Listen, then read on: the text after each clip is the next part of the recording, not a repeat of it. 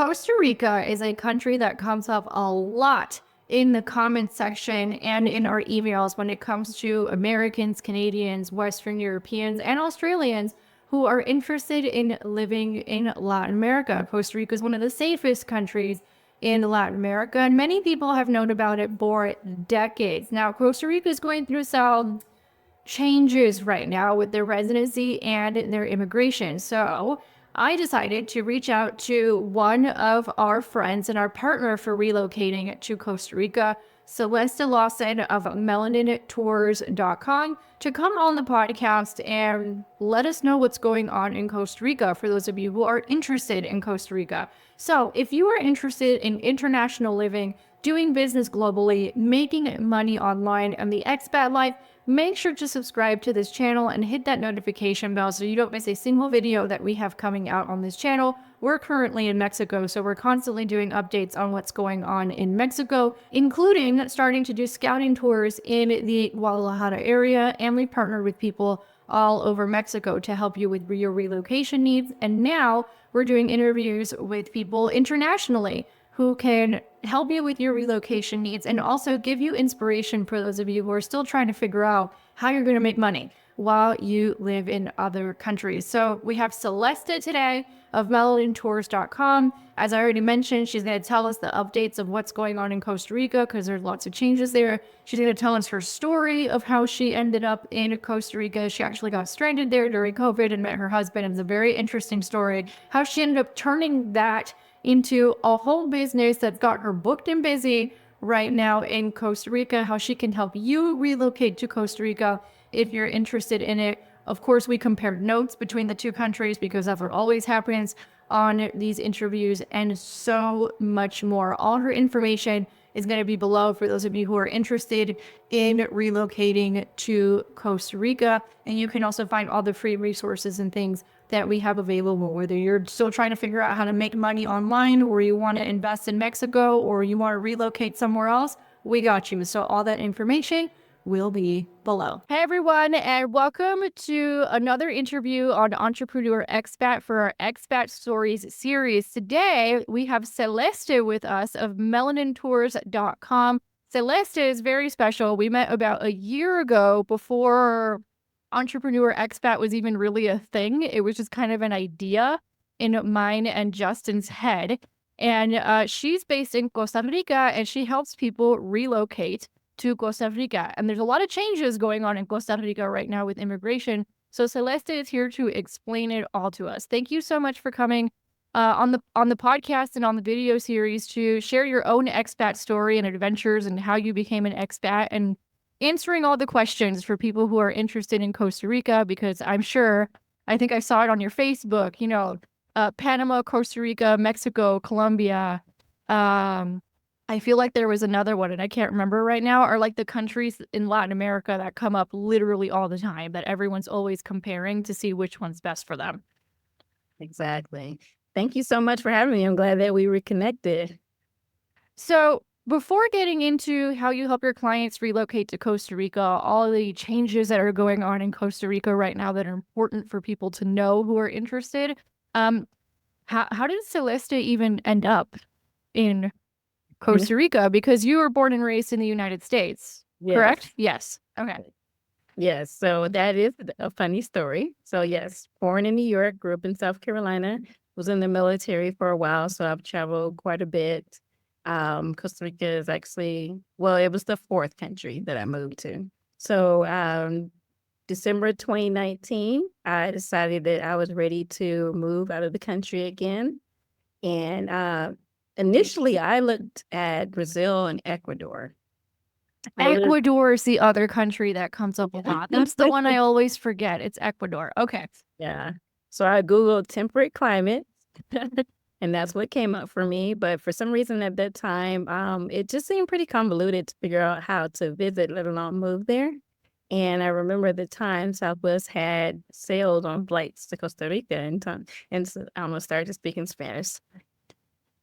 Oh, good. A portion of our audience speaks Spanish or is learning Spanish. So I said to myself, I'm pretty sure I could figure out my life on a beach in Costa Rica. So I put my condo on the market, threw everything in storage. And March 1st, 2020, got on the plane from DC and landed in 90-degree weather with a fur coat on. And so the first couple of weeks I just took to decompress, walk to the beach, swim in the pool, and just kind of reset my nervous system. And then as I was ready to emerge and explore the rest of the country to see if I wanted to stay there or move on to Brazil like I originally planned, or maybe Barcelona, we got hit with the news that COVID was here. And we had 2 days to decide whether we were going to stay or leave because the airports were closing. And so I decided to stay. And 2 weeks after that, I met my husband, who's from here, and then really decided to stay. Wait, there's a couple of things I want to point out here. So number one, you mentioned kind of like resetting your nervous system. This has come up a lot with a lot of American expats. Did you find that you kind of, I mean, I'm sure during COVID it was harder because everyone was thrown into anxiety and all that stuff again. But did you find that you went through a process where you kind of had to like detox from the American hyper productive, always stressed out all the time lifestyle? No, so I had been diagnosed with PTSD a year before, so I was already exhausted. Yeah. I was already burned out. So by the time I came to Costa Rica, I was already winding down and resetting and starting therapy. And here COVID was pretty chill. So, we still got to go out and walk to the beach. I mean, obviously restaurants and things like that were closed. There was like a daily briefing at lunch with the president and the minister of health. So it was very conscious here. To legally enter any building, you had to wash your hands. It was wonderful. It was great. It's interesting. I went through something similar. I also was diagnosed with PTSD. Well, they didn't tell me at the time because it would not have been helpful at the time. They told me about a year later after I'd already come in Mexico. I worked with someone who was an expert in neuroscience for some things I was going through. Also, about a year before I got on a plane and moved to another country. So interesting. And that's also coming up a lot, where people were like, yeah, I was already burned out and stressed out and already had realized that, and then was starting to make life changes already to account for that. And then that's how I ended up in another country. There's something else that you said that's really interesting that actually comes up in the comment section a lot on this channel. And that is, you mentioned that you met your husband 2 weeks later. I too ended up in another country because I met my husband.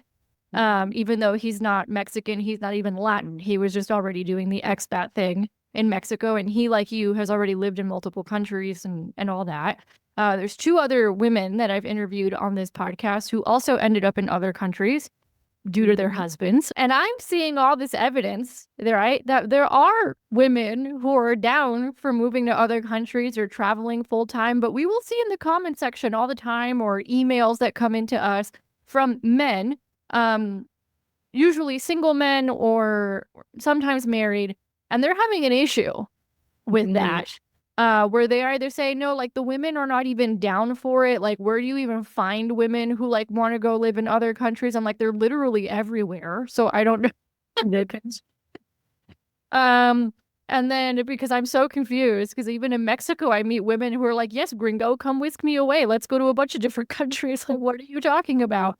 But we'll hear stories all the time, usually from men. We don't hear it as much from the women. I guess they have a little bit more influence over their spouses. Who they can't seem to find women who are down for the adventure. Let's put it down that way. What do you have to say to those men? Because you're like the 4th woman that I interview on this podcast, I guess myself included in that one, who was like, yeah, no, we totally ended up in other countries because of our husbands, or met our husbands in other countries. In terms of like if they were to go somewhere, and like best tips and practices to meet women that are interested in that kind of a lifestyle, or women who would be open to living in other countries, because a lot of them are complaining that they just can't find them. I mean, we had a conversation with one who broke up with his fiance. over Yeah. this, you Yep. know? Yeah, it's a big difference to get over. So I would say getting out into the local community. Um the biggest best tip that I would give, so last year, I'm not sure if it's made it to Mexico yet, but probably there's an app called Time Left. Mhm. And so basically you do a personality test. It pairs you up with 5 strangers for dinner. One of Oh, these yeah, that does exist here in Mexico. Yes. Yes, it yeah. does. Okay. Yeah, so even though I'm married, I tried it with a client that was here on tour. It's pretty cool because you get to meet so the dinner was in English, so it was a good mix of Americans. No, so there was 3 Americans, one I think the lady was from Bulgaria, and 3 Costa Ricans. So everybody was professional or entrepreneurs, spoke English. We had great conversation. So there were some platonic connections, some romantic connections. There was just opportunity for all of that. What's the name of the app again? Because I think you're like the second or third person to bring up an app like this, and I think I saw someone who was here in Guadalajara who'd mentioned it. But for people, because we have people already in other countries, what was the app again? Time left. Time Left? Left. All right, I'm looking that up because I had heard somebody mention it, and you're the second one to bring it up, and my husband and I would totally do stuff. Which just to go meet people and have some fun. And it's so funny because the client and we both did our test, and I didn't realize that so the separate tables, they end up at different restaurants. But I think because we were like the same age, born around the same time, that we had, similar interests, is why we ended up at the same place. That's so interesting, and we'll try it for clients too, because as of this week, we were already booking scouting tours, and people are asking us like, "Hey, what are like the entrepreneurial events? All that? How do you meet people?" Because that's a big thing when people go to another country. Is like, how do I start meeting people or meeting people who speak my language or integrating all those kinds of things? So good And tip. Nations is a good one too. Which one? Internations. Internations. Writing that down as well. Yeah, I think Justin and I just never looked much into it because we both speak Spanish, so we just kind of Mhm. integrated a lot more easily. But we're hearing that from clients, and I'd heard of that first one before, and I've been meaning to try it and test it out. So we have an Yeah, adventure. it's important. Like when I first got here, I was a basic Spanish and my husband was a basic English. So we had to, do a lot of work to communicate in the different cultures and things like that. And with COVID, there were, time periods where I would go 30 to 60 days without having anyone to speak English to. So it was a little isolating at first. Okay, good to know. We'll make sure to put those in the resources section for everyone so they can check those out for those of you who've been asking. And I'm almost positive that Time Left is in Guadalajara because I think I've heard it mentioned before. It seems to have a pretty wide network. Okay, so definitely in Mexico City. For those of you who are listening, you can find anything in Mexico City. Okay, so now let's get into how you actually ended up starting your business because part of what we like to highlight on this podcast is the different ways that expats make money because I mean, some people are retired, some people can live off of investments, but not everybody. I mean, you and I are kind of on the younger side, all right, Mhm. of this whole conversation. So a big question that people get is, okay, well, how do I make money? Most people are out here looking for remote jobs.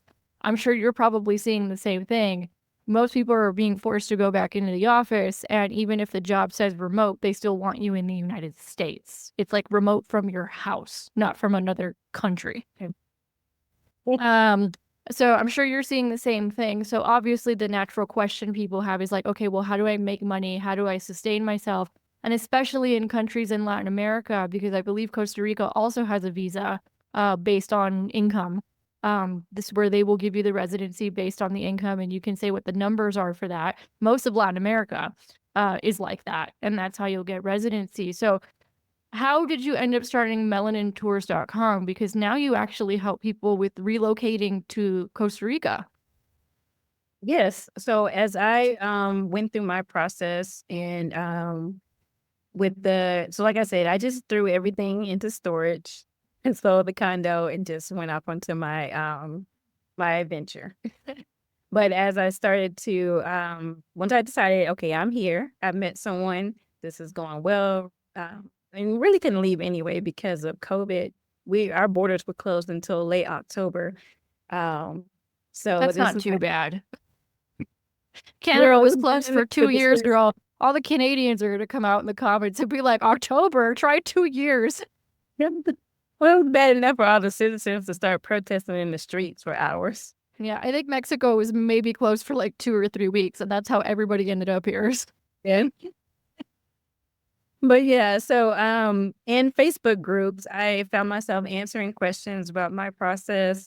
And once it got to around 10 to 20 hours a week, then I started to think to myself, okay, this is something that I need to monetize and make more efficient. So the biggest question that I got, besides where are all the Black people in Costa Rica? Oh, we'll What? get to that because melanin is in Yeah. the name. So What? I know that that's on purpose. So we'll get to that because that is actually an interesting perspective that maybe a lot of people don't consider, but that is actually kind of important. Yeah. And so the next question was, well, what areas should I look at? What cities should I look at? Because Costa Rica geographically is about the size of Rhode Island, but with 12 different microclimates and so much diversity. Wait, I've road tripped in Costa Rica. It feels a lot bigger than Rhode Island. the hills and the mountains. It might take so long.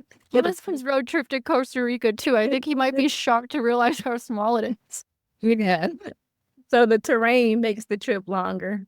But yeah, and then there's just so many diverse areas, depending on what your personality is, um, weather patterns, what type of infrastructure you need, amenities. So I developed a methodology in helping people narrow down based on their budget, lifestyle, and preferences, which areas would most likely be the best fit for them. And so I actually develop a quiz around that too that's been pretty popular lately. That's really interesting because it's kind of like before you and I were chatting, we were talking about what we were doing here in Mexico. And so, do you help people with relocation basically all over the country because it's a smaller country? Because in Mexico is a huge country.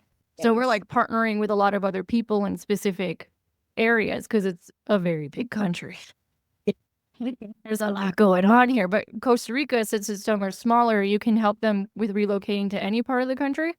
Yes. So we cover the whole country. Long term is to contract guides who will be so the plan is for me to come out of the field. And local guys will take over the tours. But yes, we support the entire country. And with that, once I developed the methodology, I said to myself, wouldn't it be great if somebody could create some type of experience that would allow people to view Costa Rica from the lens of, can I actually live here? As opposed to, oh, that volcano is nice. Or maybe I'll go to a waterfall. But what does life look like on a day-to-day basis? And Right, because visiting one place and living in totally different scenarios. Like it's like we say, there's like tourist Mexico and there's real Mexico. Costa Rica is similar. Uh-huh. Okay, so let's get to the name Melanin Tours. For context, if you watch a lot of expat stuff on YouTube, I have seen expats that are literally just dedicated to talking to Black people or even subgroups, just Black women in particular, and helping them move to other countries. Wildly popular YouTube channels, wildly popular movement that's going on right now. Why do you think that is? Because anybody who's watching a lot of the YouTube stuff for expat and living in other countries and all those types of things, yeah, I think most Americans and Canadians, or at least a lot of Americans and Canadians, are looking at leaving. But why do you think with Black people specifically, or Black Americans, I should say, it's such a freaking hot topic? Yeah. So I'm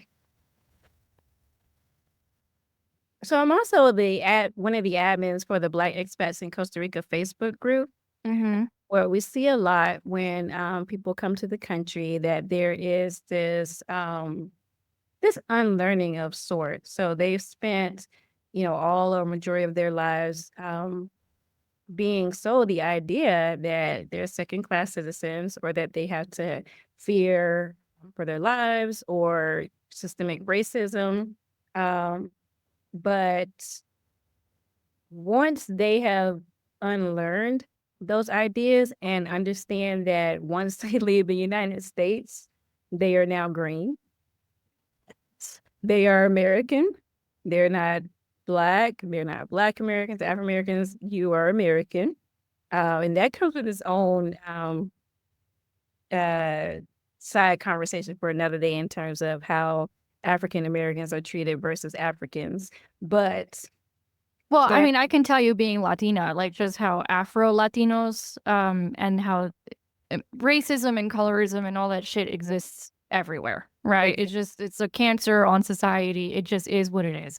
But but the I actually, conversation changes once they realize you're American. but the conversation changes when you go outside of the United States. And I remember, a lot of people don't know this, but my first job out of college, I was teaching English as a second language.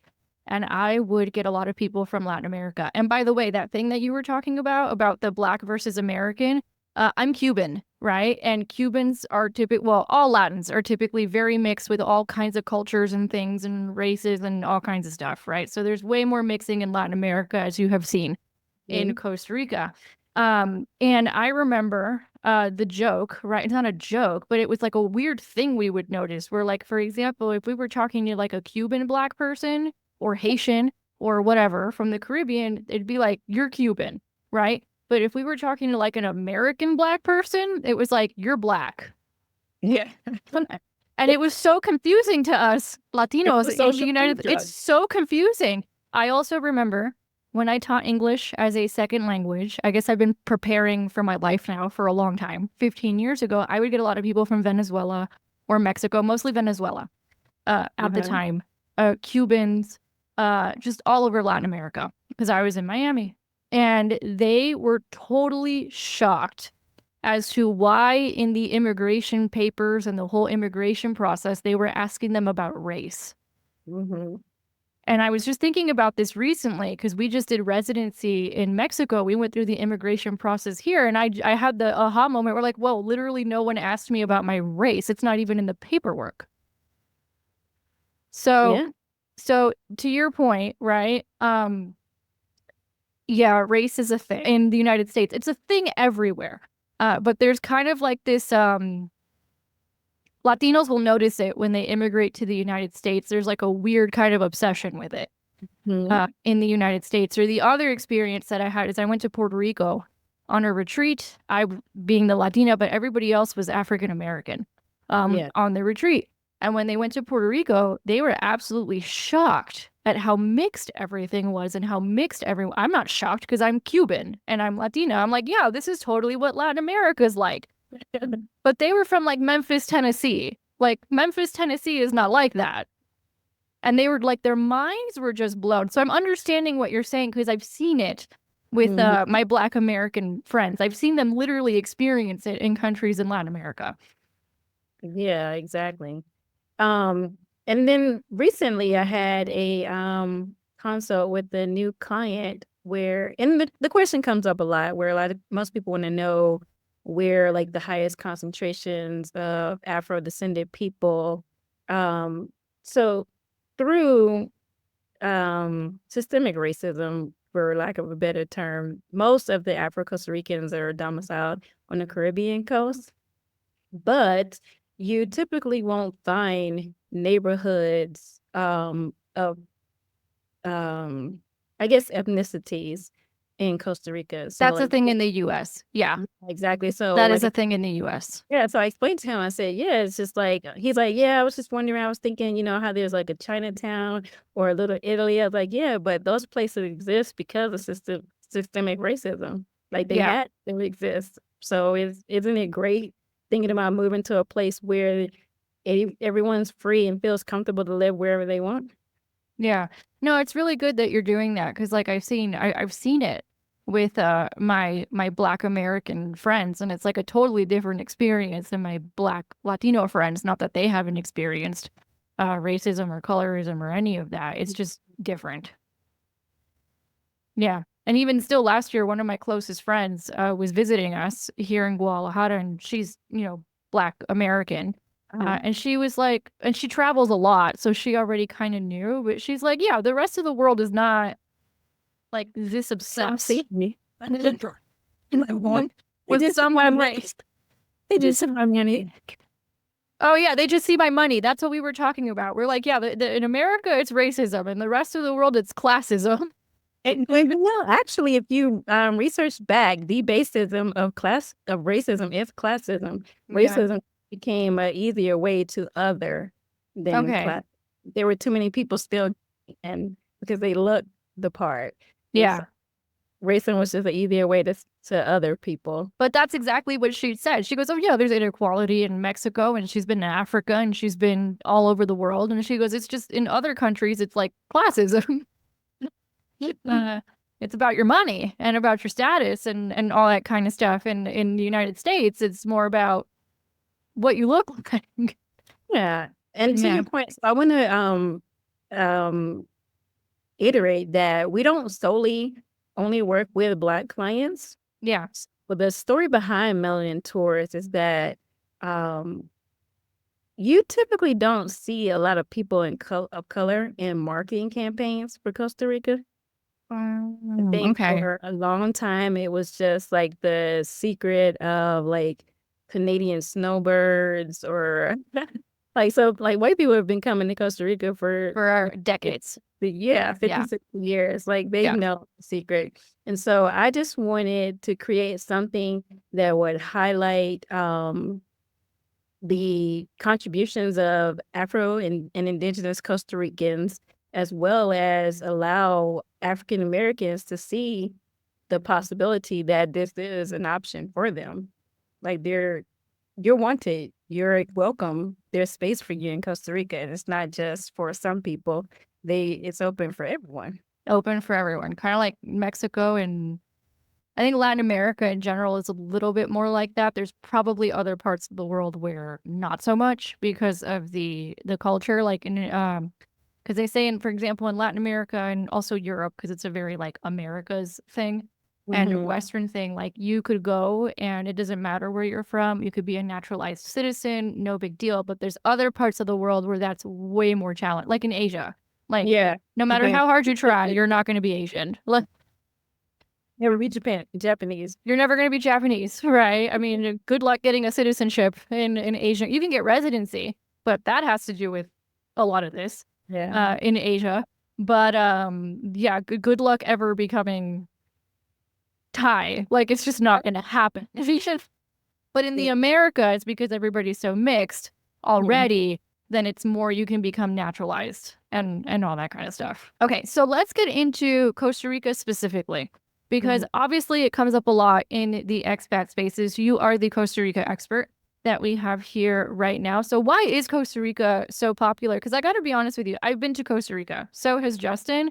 And we're like, yeah, no, we're going to Mexico. Not that we didn't like Costa Rica, right? We love Costa Rica. It's just we saw there was a lot more opportunity in Mexico, and also it was less expensive. And both residencies are pretty straightforward. So that's not an issue. Does Costa Rica have a presence requirement for its residency? Like, do you have to be, One day. I see Mexico doesn't have a presence requirement at all. So, I think also like tax situations and stuff like that. So there was a reason why he ended up choosing Mexico over, for example, Colombia, where he was before. And it all depends on the person and what you're looking for. But why is Costa Rica such a popular option for a lot of expats? I would say it's because it is the closest step down from the U.S. standard of living in Latin America in terms of infrastructure, education. The fact that there's no military is very appealing to a lot of people. The different climate zones, the friendliness. For me, I feel like it is probably the easiest place or most welcoming place to learn Spanish in the world. I took Spanish for many, many years in the United States. Never had anyone to practice with because, frankly, Spanish speakers in the U.S. are me. One mistake and it's just a ridicule. But in Costa Rica, everyone's very patient. They're just happy that you make the attempt. Okay, same here. Like if you make the attempt, then they will um, be very friendly and welcoming and warm and help you and all that kind of stuff. So would Costa, you say it's like a soft landing for people yeah, leaving the West? exactly. Okay. And Costa Rica has gotten more expensive, but there's still many places that are affordable. It just depends on, again, what your budget, your lifestyle, your preferences are. And there are a lot of changes going on in Costa Rica because, like you said, I mean, the gringos have been going to Costa Rica for decades. There's a lot of changes going on right now, though, that made some news for those who are interested in Costa Rica. So, what is happening with the immigration situation in Costa Rica? Because the same day that Mexico announced the same week that Mexico announced, hey, no more regularization program, we're making some changes, here came Costa Rica with their own proposed changes, and it was all making waves in the expat spaces. Yeah, so September of last year, Costa Rica made the announcement that the tourist visa was being increased from 90 days to 180 days for Category 1 citizens. Um, with that, as in many countries, came people who abused the system. Same So, as here in Mexico. Yeah, eh, same as in all countries. There's always people abusing the immigration system. Yeah. yeah.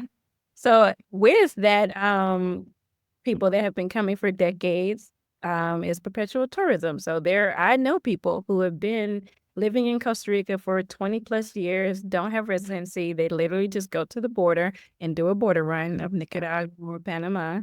And it's just a quick turnaround. You're just in line for a couple of hours, get your new stamp, and go on with your life. It's a short little vacation. So the problem with that is those people aren't contributing to taxes or the National Health Care Program, which is a requirement. So taxes aren't a requirement of residency. The National Health Care is. But if you're earning income through, let's say, a business, or if you eventually earn permanent residency and you're working, then that's, contributing to the tax system to help with social programs. So I feel like Costa Rica is probably one of the few countries that actually does put that tax revenue towards social programs and not as much lining, The pockets of the politicians. Yeah. yeah. So, so there's the idea or the sentiment now that there are a group of people who are inhabiting the country, driving gentrification and inflation prices higher that aren't really contributing to the local economy, but just kind of taking advantage of it. So there was legislation that was introduced in Costa Rica, like you said, to stop perpetual tourism. So it's been proposed that the fee for overstaying your tourist visa would be increased from $100 to $300 per month, as well as anyone who ends their tourist visa will be barred from reentry for 90 days. So, Mexico's been in a similar situation, and we've been warning about it for a while. The same week that Costa Rica announced those changes, Mexico announced that it was ending the regularization program, which is something that is legally on the books from our understanding, but they were very flexible with it during the pandemic because, like you mentioned, people got stuck in countries during the pandemic, and a lot of people got stuck in Mexico because Mexico was one of the only countries that was open. So Mexico was like, well, we have to regularize these people. We can't have them here illegally. And then in the regularization, you did not have to prove your income because you were already living in the country. Well, to your point, people started abusing it. They would literally go to the border and they would drive in. And then when you drive in, you get your 7 days. When you fly in, you get usually your 180, but I'll get to the tourist visa in a second. But you'd get your 7 days, and then your visa would expire, and then they would march straight to a consulate and go ask for regularization without having to prove income. And Mexico basically said, yeah, we're not doing that anymore. That was an emergency situation. And people were abusing it. And then in terms of the tourist visas, we've been warning people for a while. We're like, stop living in Mexico off a tourist visa where you're hopping in and out every 6 months, because now depending on what airport you go to or how the customs agent is feeling that day, they're not given those 180 days.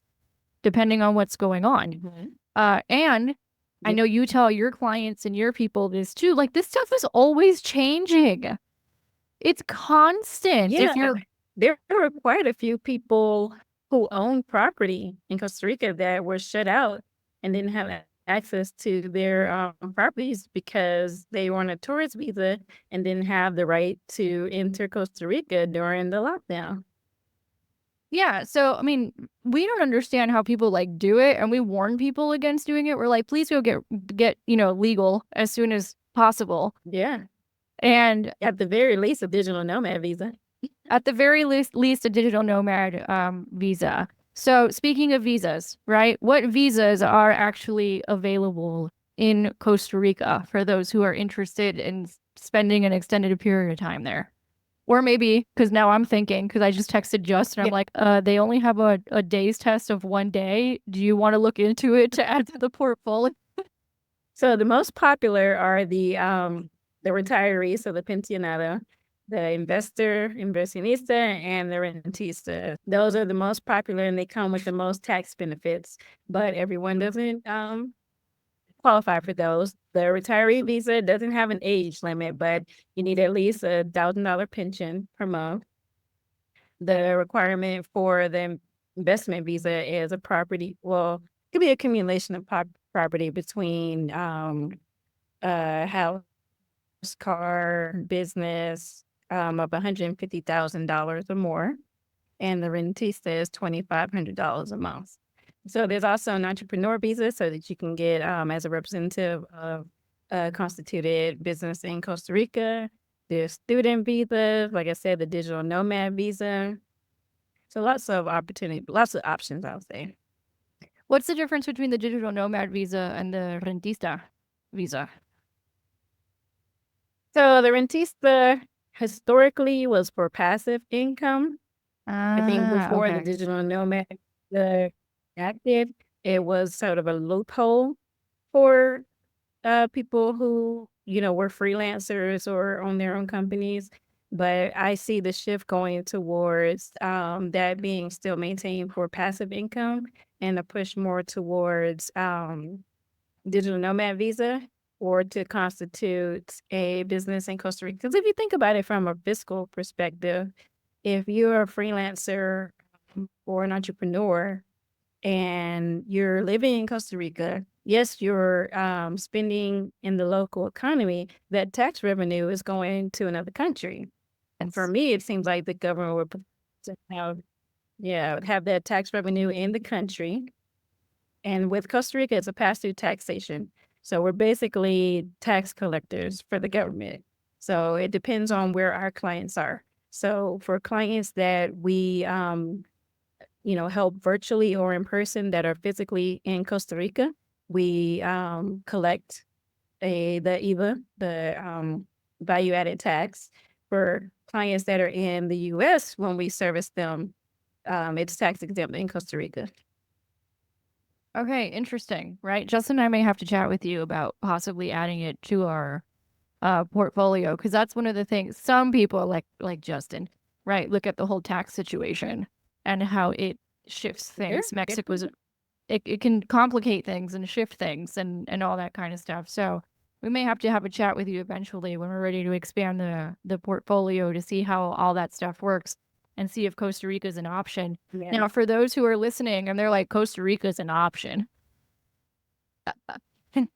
how can they contact you? And maybe better question is, how do you work with people? Because before we started recording, you said you had a pretty interesting weekend that you had to go solve a problem for one of your clients.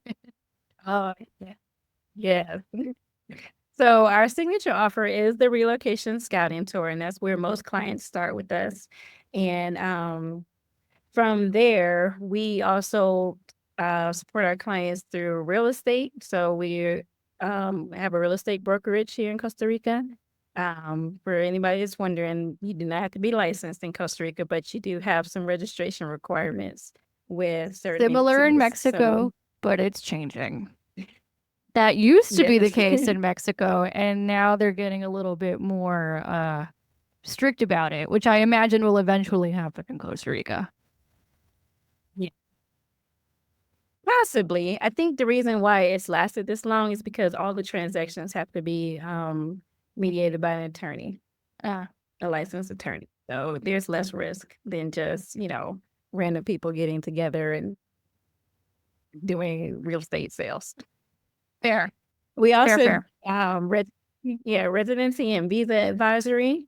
So this weekend, so we had a client who started the residency process about a year ago, so last April, and her application was denied for missing paperwork, but they didn't identify what was missing. Her application was submitted online through the online portal, and so she filed an appeal, which literally just got denied this month. So from August to March. So she's in the country for almost a year. So Costa Rica's law is that once you have a application submitted, fully submitted, through in the immigration department, that you don't have to leave the country. You can and still re-enter as a tourist, but you don't need to leave the country. You're not legally required to. So with that, once the mail came back, our advice to her was you need to get to the border ASAP. And so for her, the concern is that she has a dog Oh no. that that's the kid concern now. Oh my God, what if I go to the border and then they tell me I can't come back? What happens to my dog? Because she doesn't have a health certificate. She didn't have time to get a health certificate. So we literally drove her to the Nicaraguan border. My husband escorted her through the process with the denial letter to show them, hey, from the moment she stepped foot in the country, she's been trying to become legal. She's not trying to game the system. She went, so we contract through attorneys with our residency advisory.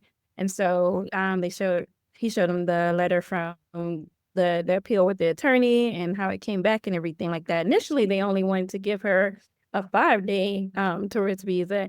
And it's just like, no, absolutely not. That's illegal. And so they agreed to 90 days, but eventually they gave her 120. So she's going to restart the process under the entrepreneur visa. In Costa Rica, because I think I saw you, because when I was posting on Facebook with the updates in Mexico and Costa Rica, you commented, and I think I think I read it right, where in Costa Rica, when you do the residency, it's within the country. So is the whole process in Costa Rica done within Costa Rica? Because, for example, in Mexico, you have to start the process in your home country, and then you finish the process in Mexico. So previously, the only category that you could start in your home country was so like let's say your grandparents or your parents were Costa Rican, you were born in the States or another country, and you wanted to get your residency by descent, then you could go to a consulate and start that process there.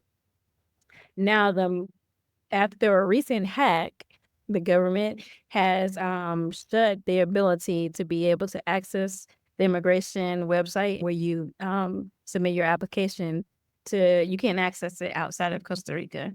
So what that means is you either have to be in Costa Rica to start the process, or you need to leave a power of attorney with a legal representative in country that can do the process for you. And you can help your clients with all that. That's part of what you guys do with the residency advisory Correct. and all that. What a freaking business. And the reason I know that is because now we're getting involved in that stuff in Mexico. And one of the reasons why we want to connect with people like you is because I know how crazy it is just to keep up with it in one country. And even just in this conversation, seeing the differences, between Mexico and Costa Rica and the tax implications and how you do the process, and everybody's changing their laws. Like it's a little cuckoo for Cocoa Puffs if you keep up with all the countries at once. But and final question here, before you let the people know where they can find you. Are you seeing an uptick in interest from Americans and Canadians? Because you've been in Costa Rica since 2020. So have you seen what are you seeing, Celeste? Because I get a feeling you're probably seeing the same thing we are. Yes. So what I'm seeing is that we've hit the mainstream part of the marketing bell curve.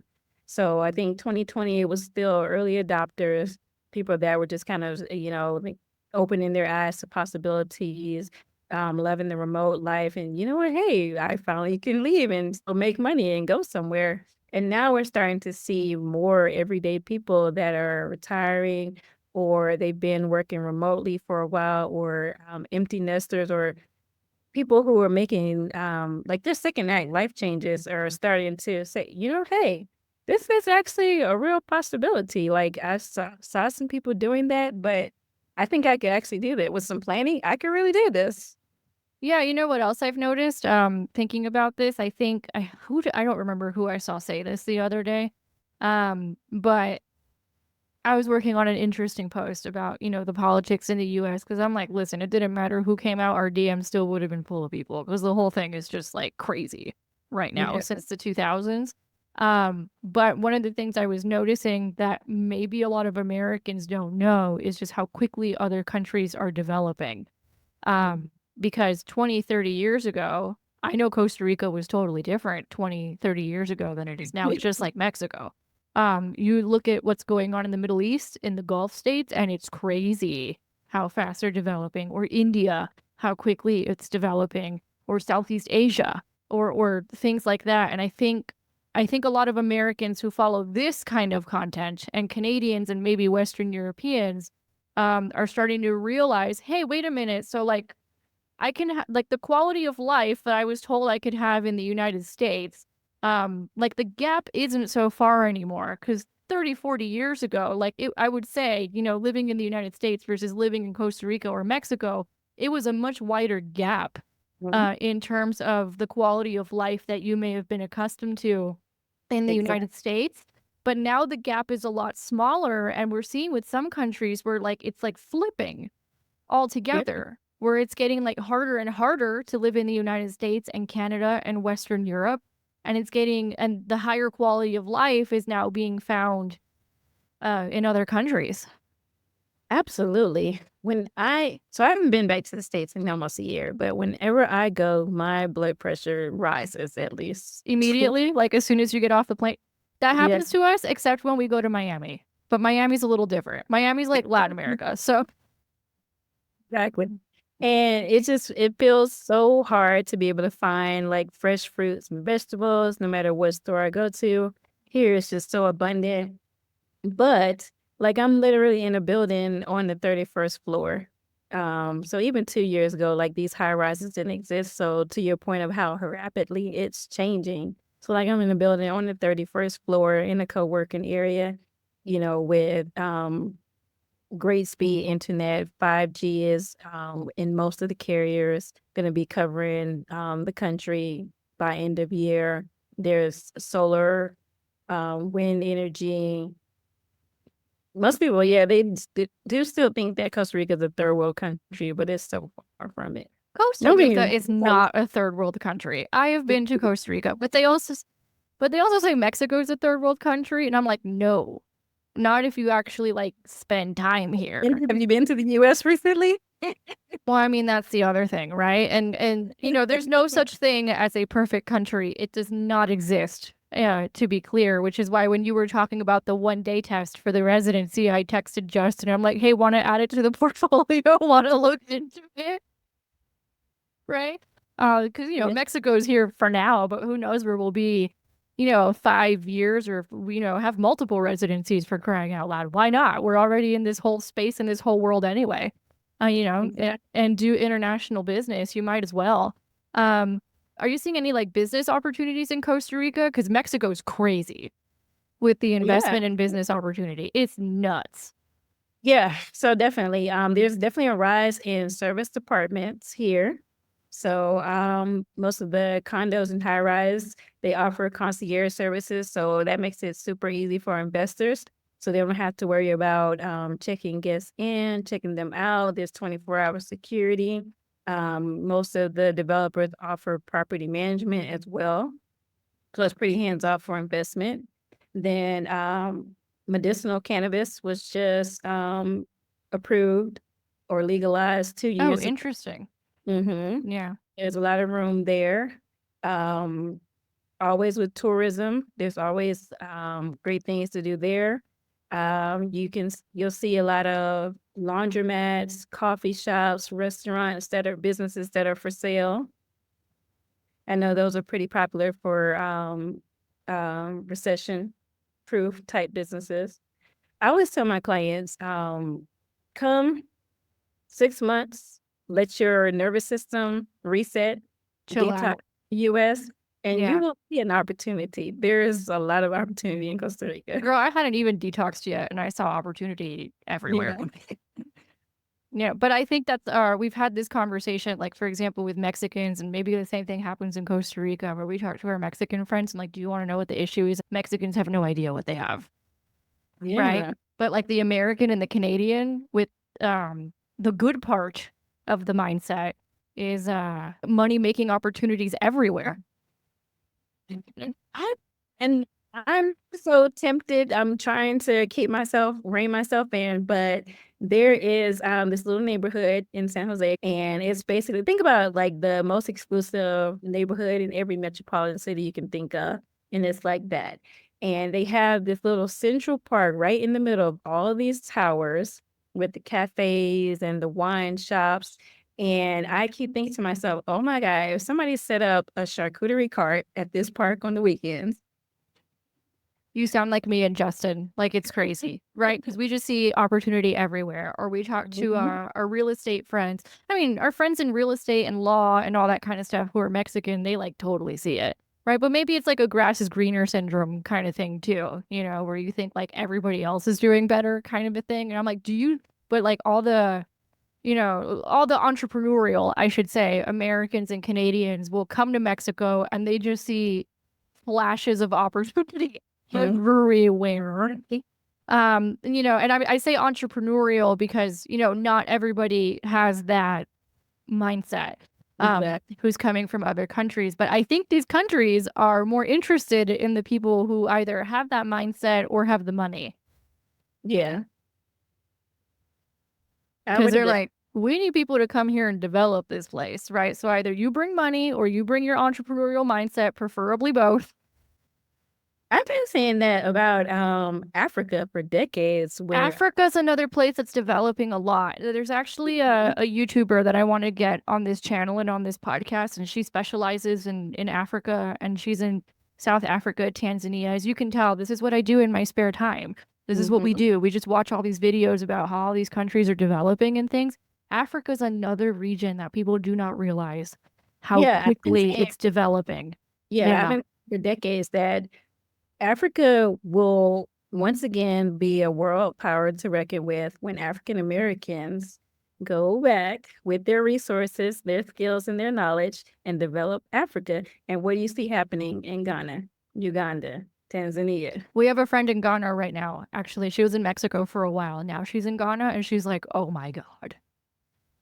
So it's like you said, it's that American mindset that's like the good part of like that American, I don't know if Europeans are like that too, actually. They are, some of them, but that's like the good part of the mindset, I would say. The dark side, but yeah, there's a dark side to it, but that's like the light side to it as well, where like you just walk around and you're like, opportunity, someone's selling a hotel. Oh God, let me go tell my real estate person, right, that I know that this hotel, somebody's looking to sell it. Does she want to be the one selling it? Oh, people want to book us for scouting trips? Let's go. Like Americans like to make money.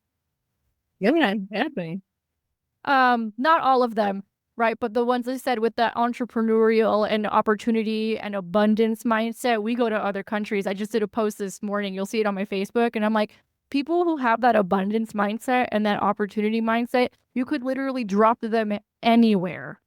Yeah, exactly. And then they will make money. That some people, they just have to, because in most Latin American countries, the governments protect local jobs. Yeah, so of course. The only way to earn income is to start a business.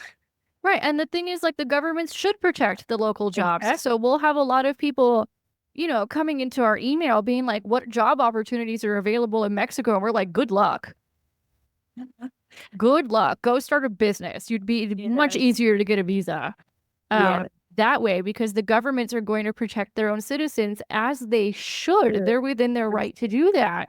And a lot of people were very upset at Mexico ending the regularization program. And I was very honest. I know you're very entrepreneurial. You're probably seeing the same thing on your end, where I'm like, you have to look at it from the other country's perspective. Number one, they totally have the right to ask you how much money you're making because they want people coming to the country who are going to stimulate the economy, not Yeah. people who are going to be a burden on the state. And in Latin American countries, maybe Costa Rica is a little bit different. There aren't that many systems to begin with in order to Hmm. be able to do that. Yeah.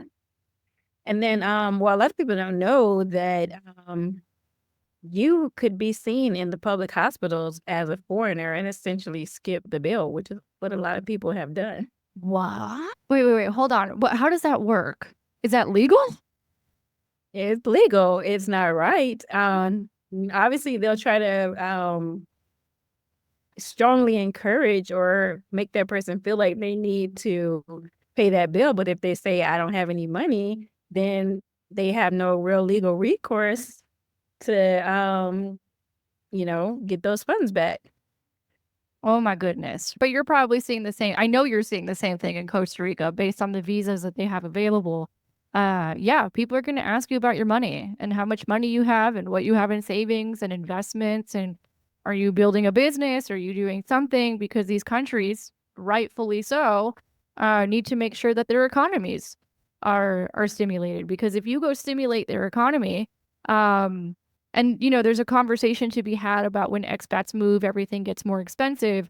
True, right? But there's also expats that bring a lot of value, like companies that hire locals, and it boosts the economy for the country, which is essentially a good thing Yeah. for the citizens. So I think especially with Mexico, there's a lot of heat around that, probably Costa Rica as well, where everybody gets grouped into the expat group of like the people who just come and take advantage. I'm like, yeah, but there's also people who come like you and me who start businesses, right?